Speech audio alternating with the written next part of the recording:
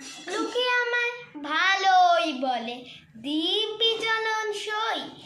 দোষের মধ্যে একটু নাকি মিথ্যে কথা কই।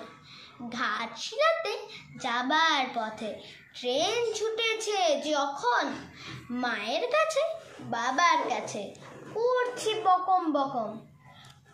হঠাৎ দেখি মাঠের মধ্যে চলন্ত সব গাছে এক এক রকম ভঙ্গি ফুটে, এক এক রকম নাচে।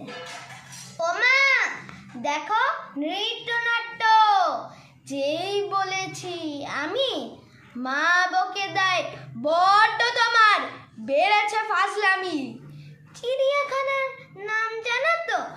আমার সেজ মেশর আদর করে দেখিয়েছিলেন পশু রাজের কোষণ। কদিন পরে চুন ঘষানো দেওয়াল জুড়ে কি ঠিক অবিকল সেই রকমই মূর্তি যেন দেখি।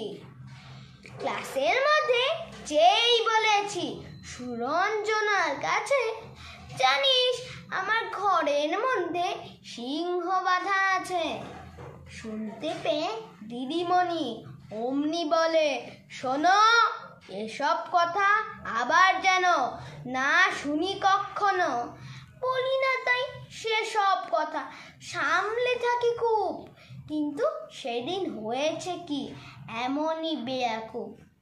আকাশ পারে আবারও চোখ গিয়েছে আটকে, শরৎ মেঘে দেখতে পেলাম রবীন্দ্রনাথকে। ধন্যবাদ।